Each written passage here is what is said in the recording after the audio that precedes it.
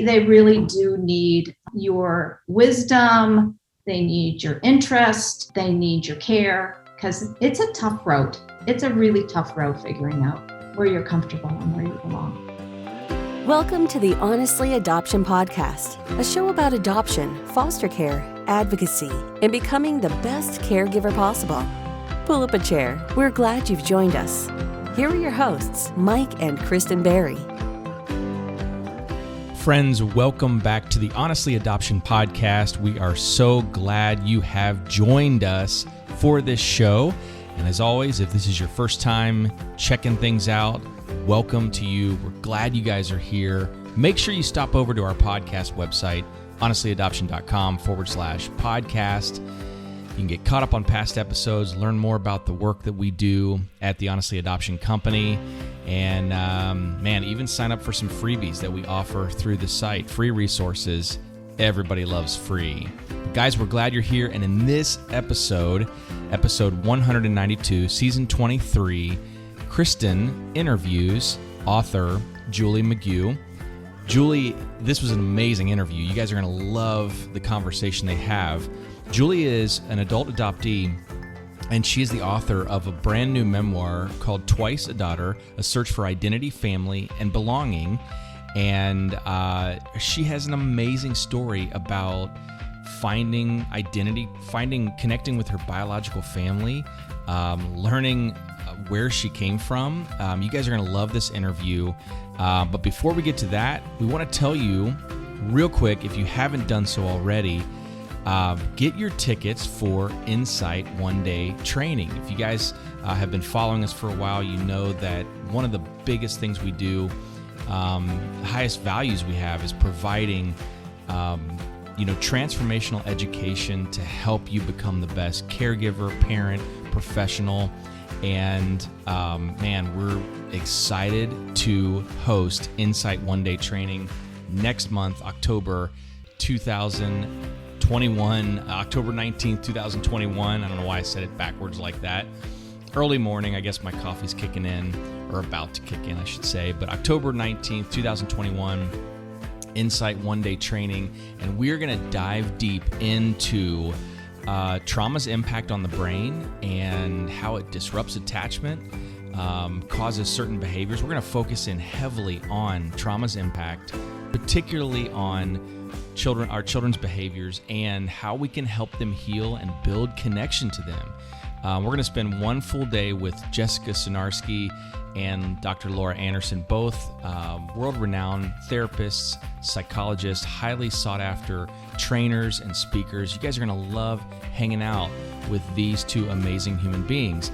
All you need to do to get your ticket is visit honestlyadoption.com/one-day. Learn all about the one-day training conference and get your spot. And if you are a professional in need of continuing education credits, you can do that through Insight One Day.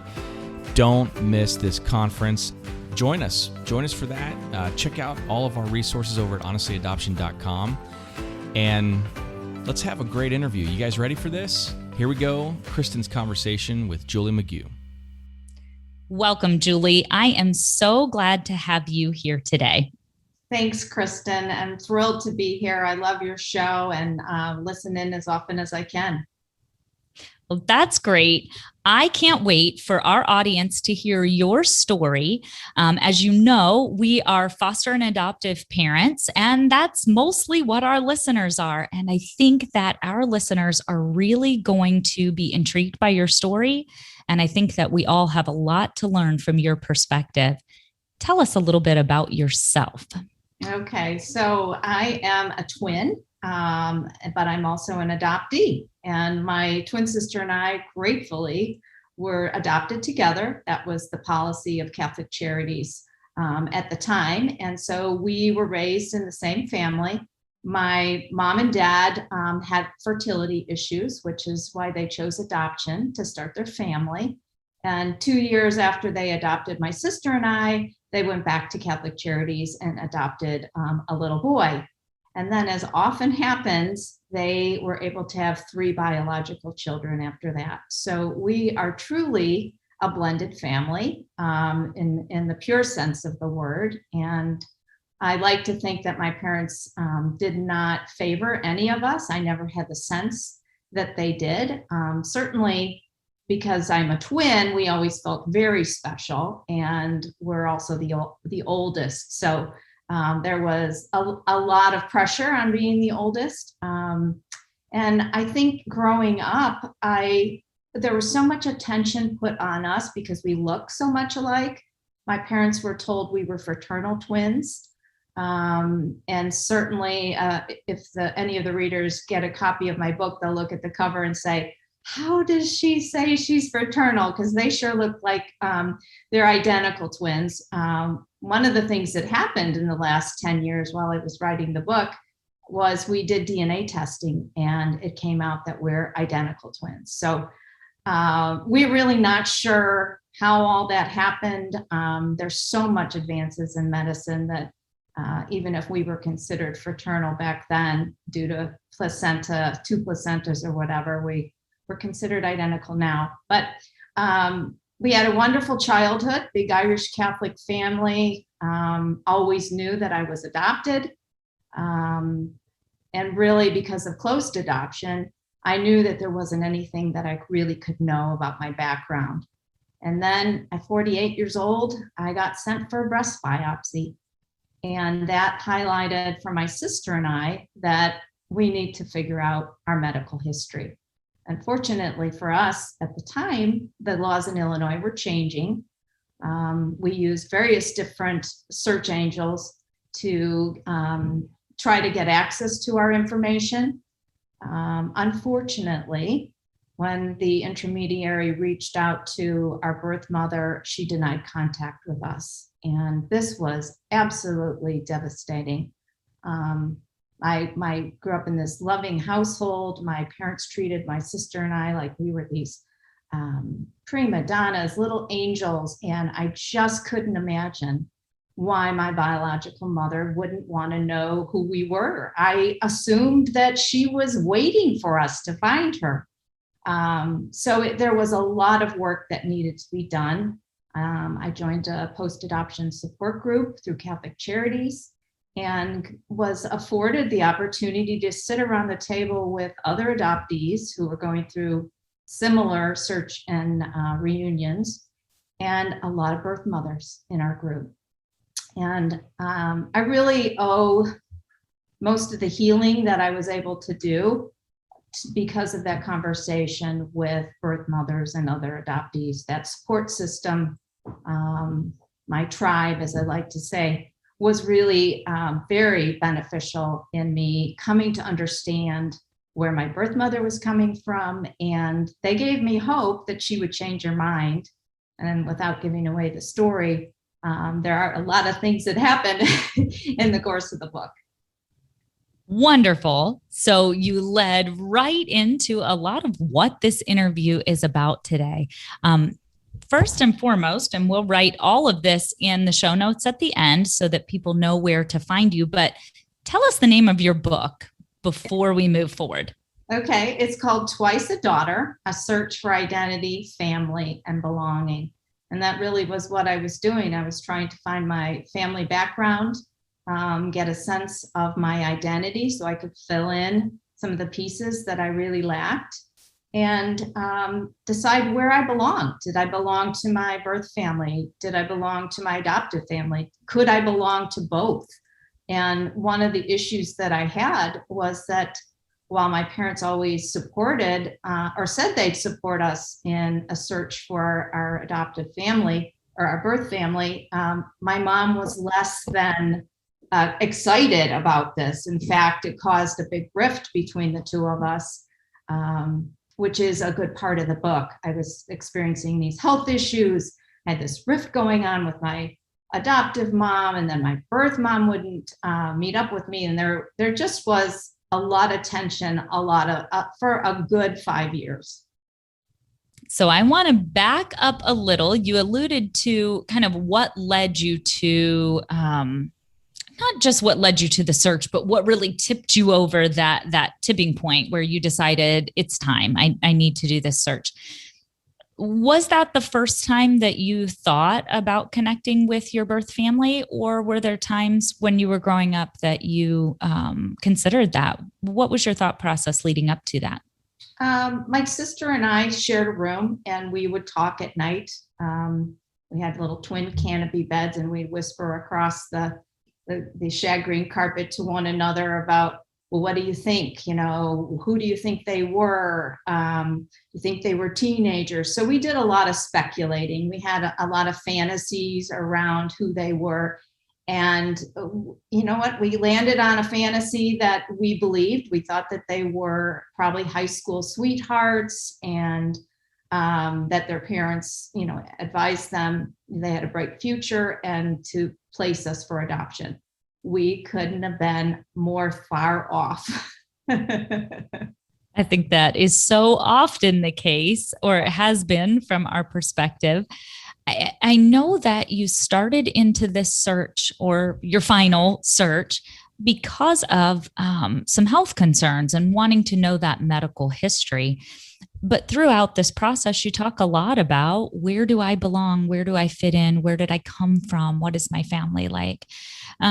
What does that identity mean to you? I think I came to realize that I wanted to belong to both families. And this was not the conversation that I ever had with my adoptive family. My mom gave you the vibe that she would be disappointed if we ever had to search. Certainly at around 50 years old, I would have thought that we were secure in our bond and this wouldn't have been threatening to her. But it very much was. And I wasn't surprised. I was disappointed, but not surprised. One of my younger sisters had died suddenly when I was a teenager. And it was a very traumatic event for our family. And I really believed that her reticence in welcoming any birth family into our family was a lot to do with that. She'd lost one daughter already, and with this search, conceivably, she might lose two more. So while she didn't verbalize that, that's what I suspected. So I gave her a lot of leash. She would circle back once in a while and ask, what's going on, but often a little too late. And one of the things that happened as a result of that, so I didn't have contact with my birth mother. I had this rift going on with my adoptive mom. I became very close to my mother-in-law.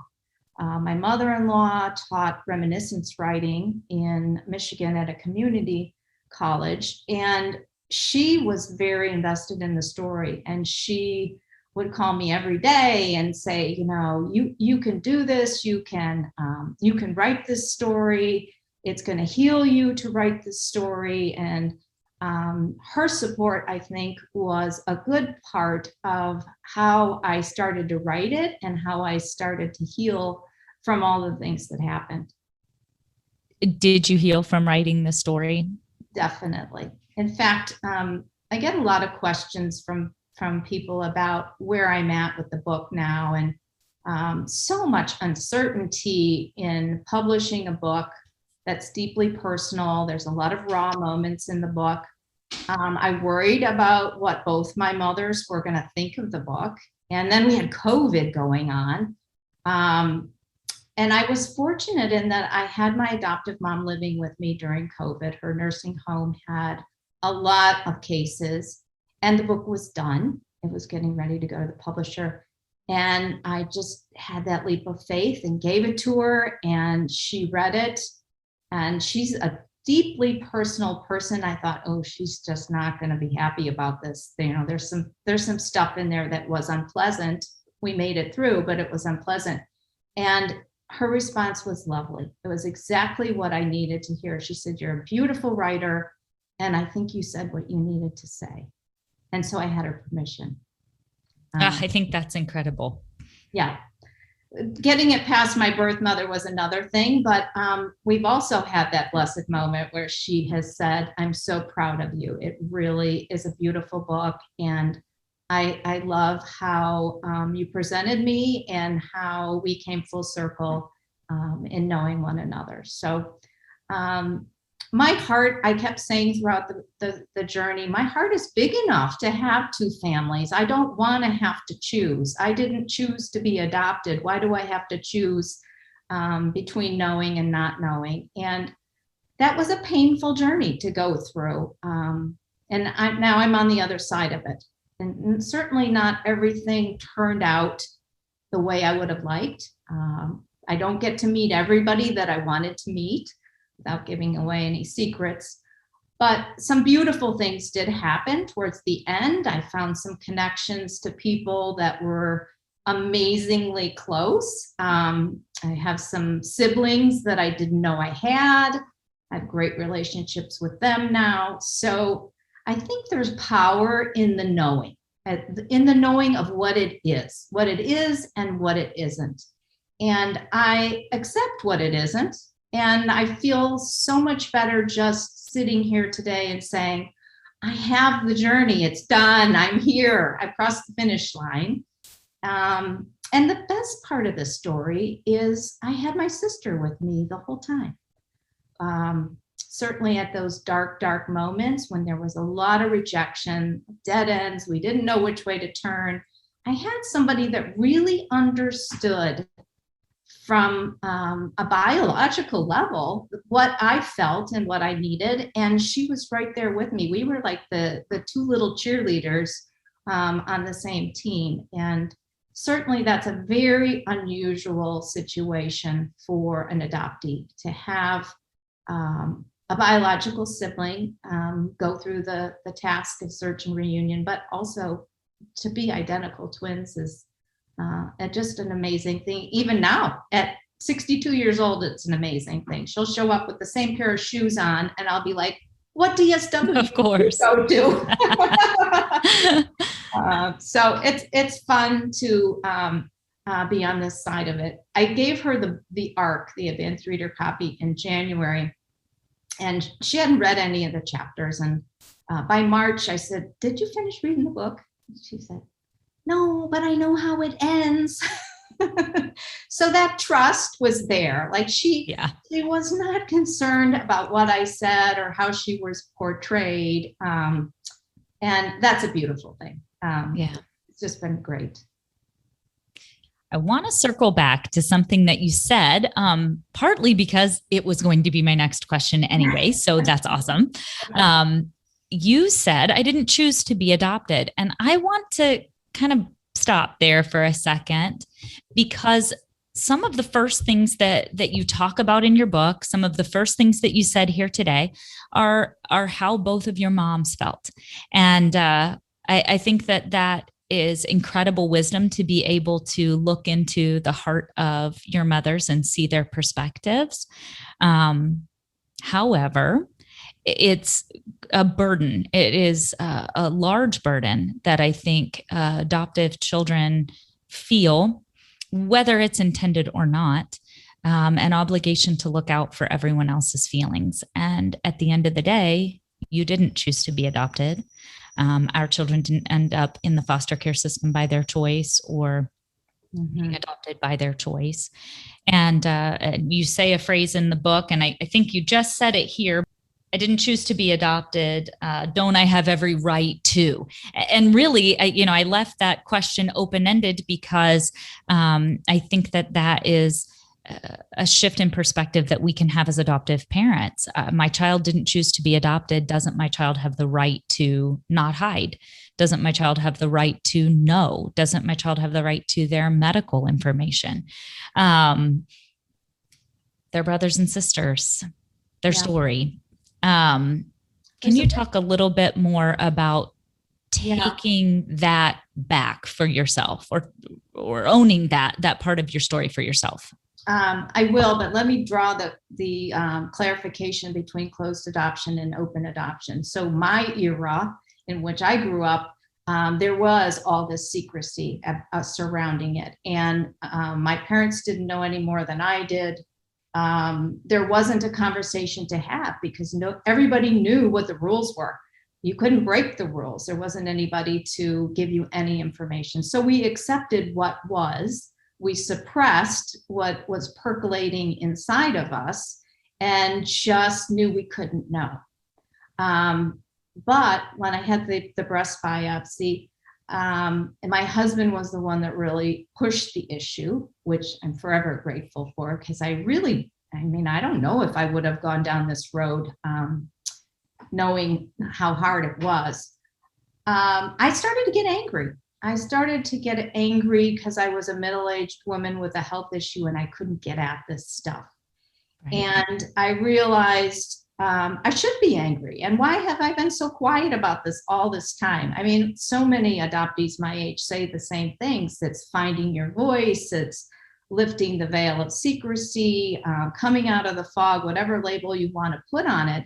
And most of it has to do with knowing what closed adoption is. You just couldn't know. The laws changed in Illinois in 2011, and we could get our original birth records.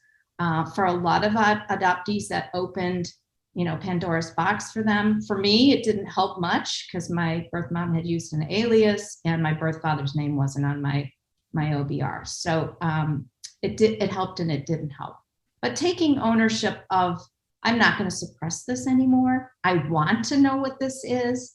And I know I'm going to make my mom mad, and I'm going to do it anyway because I needed to make myself happy. Yeah, I think that's great. And I'm glad that you talked about the difference, because I think when Mike and I first became adoptive parents, we didn't actually know much about closed adoption or that had even been a thing, which didn't make everything easy and certainly hasn't meant that our children are not struggling through their own discovery of their own identity. That is always going to exist, open or closed. However, we began to learn a lot more about why the adoptees that had gone before our children were frustrated, were trying to find that information. And so that was something that we began to learn on the back end, because in our story, our kids knew. Our kids can pick up the phone and call almost everyone that they want to call. However, there still are very much, I think, the stories of needing to stay hidden because somebody has asked them to, needing to not form a relationship with biological family because the adoptive family doesn't feel comfortable with it. All of that dynamic still exists. And I think it's so powerful to replace that as the adult in the situation, to replace that thinking with, my child did not choose this, and my child deserves to know everything. Right. I want to elaborate on the choosing part, though. I mean, there's a little story that I share in my book. Before my parents decided to adopt, they were stationed in Germany overseas after the war. And they took a side trip to Lourdes, which is a Catholic shrine. And they prayed to Our Lady, the Blessed Mother, to have a family. And when they came back to the United States, they started the process with Catholic Charities and got the call that there was twin daughters waiting for them. And my mom looked up in her little missal at home and realized that our birthday is the feast of Our Lady of Lourdes. And so we often talk about the fact that that's how we know we belonged with them, was that little link, our birthday to Our Lady of Lourdes, where they visited, meant that we belonged in this family. This is where we were meant to be.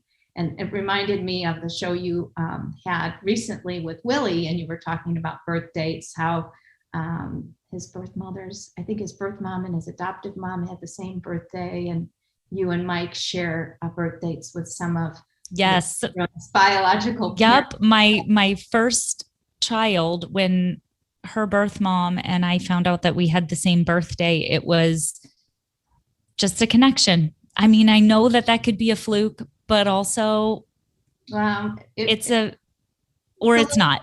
Yeah, you know? or it's a little God wink moment. Yeah, it's just, and then my husband and our oldest, so our first daughter is not our oldest daughter. That's an adoptive family thing. But our oldest daughter, her dad and Mike share the same birthday. And it's one of those things where, you come around to that day and it's extra special because somebody that's incredibly important to us is having a special day too. Yeah. I loved that story in the book. I loved, reading what your mom wrote about, your story from her perspective. And, I don't want to give away the whole book either, because I think our listeners are going to love it. Okay. Let me move forward a little bit. I want to talk a little bit about, belonging to both. Can you speak to that a little bit more? I think that is a place that, no matter what we have said to our children or tried to show or tried to express, I think that our children struggle a little bit with, if I'm loyal to one, can I be loyal to the other? Can I have both? Can I be a part of both? Or one of my children will sometimes say offhandedly, I don't know if there's more, "You're my favorite mommy." I'm like, "Oh, well, that's really sweet, honey, and you have two, so we can both be your favorite mommy."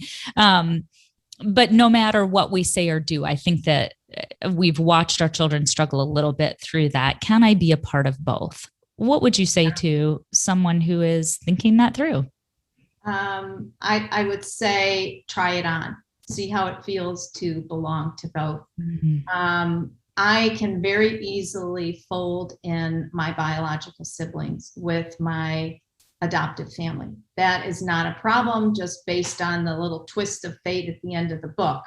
That was a healing moment that connection happened. And certainly my adoptive mom is fine about all of my siblings being part of my life. Every once in a while, she'll ask me, "How's your birth mom?" And I'll be driving her to the dentist and she'll ask this question. It will blow my mind because I'm not used to her asking that. And it doesn't happen very often. And I appreciate that. I wished that she would have been more supportive about that while I was going through it, when I needed her on my side. So I'm still getting used to it.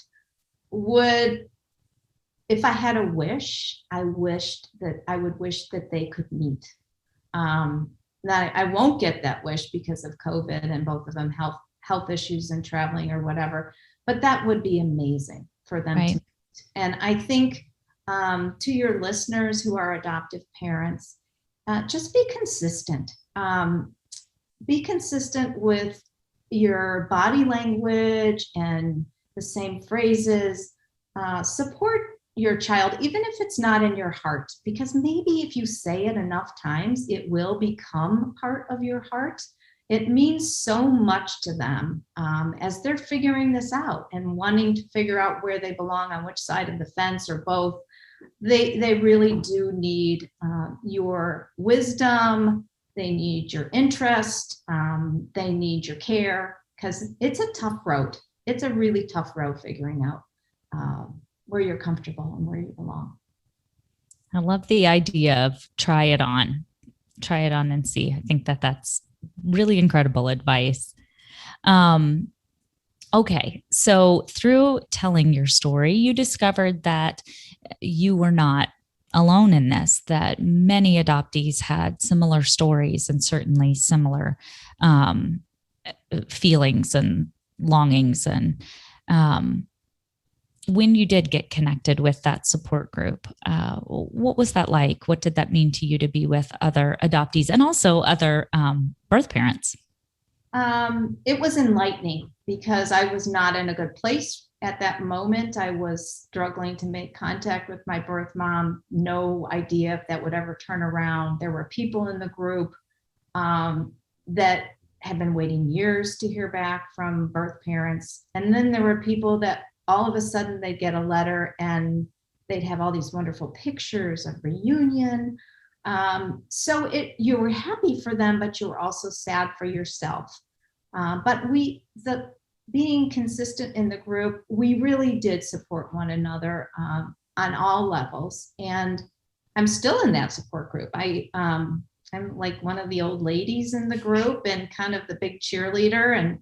And it's not a perfect story, certainly, but I think, as I said earlier, there's power in the knowing, just knowing what the story is. So we do support one another. And I think for adoptees, they need that. They need that camaraderie. I think that's been one of the most important things with our kids.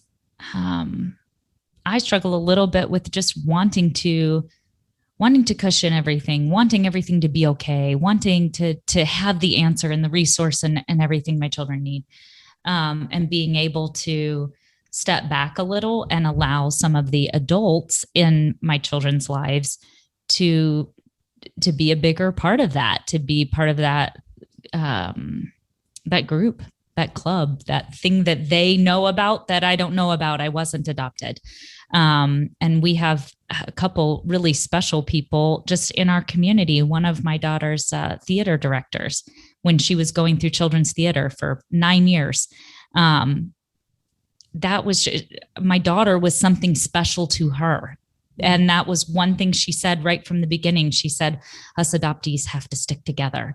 And, this is a woman that's older than me, older than her mom, who was saying, we got this. We're similar. And I think that was really important for my daughter to see someone older than her who'd experienced what she was experiencing.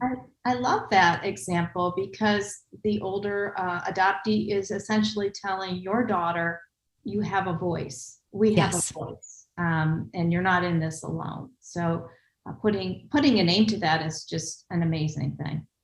Yeah, I think that's been a really, not just a really good thing for my kids, but a really good thing for Mike and I to see them be able to come into their own, to have their own voice. And it's a relief. I don't know if that's the right word. I know when I was growing up, my mom said, or years later after I had grown up, my mom said there was a point where you grew up, you got married, you had your own house. And I thought, man, I'm going to worry about her for the rest of her life, but at least she's an adult now. She's got this. She's got people. She's got a husband and kids and friends and a job. I'm going to just take a little breath here. So I don't know if relief is the right word there, but there is something to that, to know that on some of these special and unique perspectives that my kids have, that they have somebody to call. It's a shared responsibility. And I think birth mothers help one another out, and adoptees help each other out. And we shoulder when we need to shoulder, because we've worn the shoes, and sometimes we have the right thing to say, and sometimes we don't have anything to say. And it's just good to hear somebody else receive our words. Absolutely. Well, we're coming close to the end of our time. And there's just so much more here. So I want to point our listeners toward where they can connect with you. Where's the best place to buy your book? And where can they connect with you online? Well, of course, they can buy the book on Amazon. But because I'm an indie author, I like to plug bookshop.org. Which allows readers to go on and buy the book and pick the bookseller that they want to have service the book. And I have a website, www.juliemcgueauthor.com. There's a contact tab, and I respond to every email. And I do so loved conversing with readers or just general questions. So I welcome that. That's perfect. And all of that's going to be in our show notes as well. So as we're wrapping up today, we have a couple questions. We are in currently about a 12-year game of Would You Rather in our house. It just plays nonstop, and everyone comes up with, truly, I have 3 junior high kids right now, so I won't ask you any of their questions because they're probably inappropriate. But I have 2 for you. Obviously, the most important part of this interview.